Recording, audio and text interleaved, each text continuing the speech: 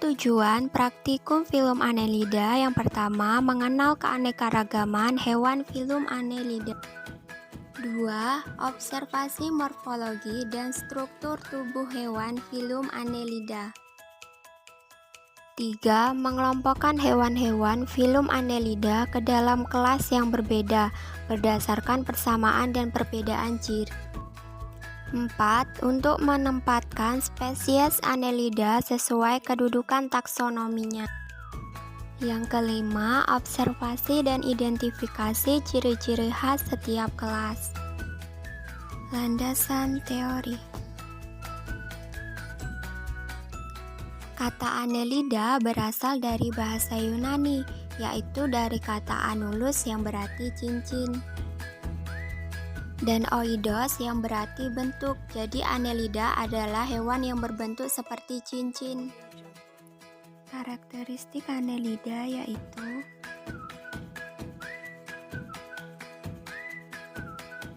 memiliki tubuh bersegmen atau beruas-ruas yang mirip dengan cincin dan memiliki otot, bersifat tripoblastik selomata, simetri bilateral dan metameri, lalu mempunyai sistem pencernaan sempurna, yaitu berupa mulut, kerongkongan, perut, totot, tembolo, usus, dan anus.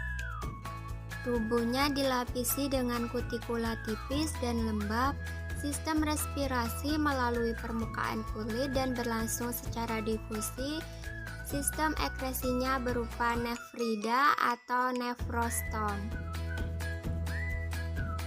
Klasifikasi Annelida. Polychaeta, yaitu cacing berambut panjang, contohnya cacing palalo yang dapat dimakan. Oligochaeta, yaitu cacing berambut sedikit, contohnya cacing tanah atau Lumbricus terrestis. Hirudinae, yaitu cacing yang tidak memiliki rambut, contohnya lintah. Adapun alat dan bahan yang digunakan antara lain papan seksi, kemudian ada piring bening sebagai alas, lalu ada cacing tanah serta jarum. Carilah cacing yang akan digunakan sebagai hewan percobaan. Biasanya cacing tanah hidup di tempat yang lembab dan memiliki kadar air yang tinggi.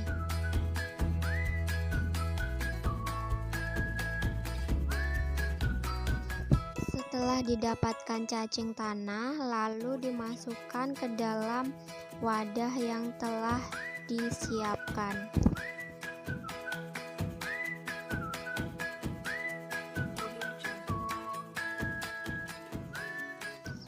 Langkah selanjutnya yaitu mengamati cacing di atas piring bening untuk mengamati gerak tubuhnya. Cacing tanah mempunyai gerakan memanjang, memendek, maju mundur, membelok ke kiri dan ke kanan atau ke atas dan ke bawah. Hal itu dapat terjadi karena mempunyai lapisan otot yang terdiri dari otot sirkuler dan otot longitudinal. Kedua otot tersebut akan berkontraksi. Ketika otot sirkuler berkontraksi, maka segmen lebih tipis dan memanjang, sedangkan otot longitudinal berkontraksi, segmen menebal dan memendek. Sehingga kedua otot itulah yang memicu gerakan otot tersebut. Anatomi bagian luar Annelida. Terdiri atas mulut, anus, seta, lapisan kutikula, klitelum, dan segmen. Dilakukan pembedahan untuk mengamati organ bagian dalam cacing tanah.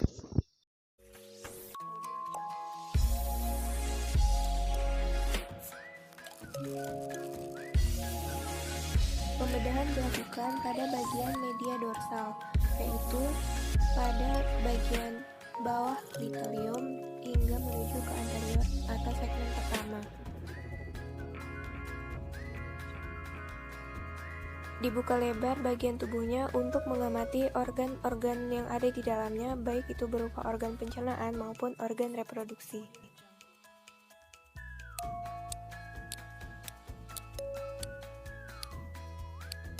Setelah dilakukan pembedahan, maka dapat dilakukan pengecatan pada setiap mulut, faring, esofagus, lambung, usus, dan anus. Sedangkan sistem reproduksinya terdiri atas ovarium, testis,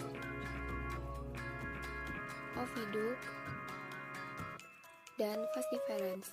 Sedangkan reseptakulum seminalis dan vesika seminalis tidak terlihat, tetapi mengacu pada sumber literatur, dikatakan bahwa reseptakulum seminalis terletak pada segmen ke-10, sedangkan vesika seminalis terletak pada segmen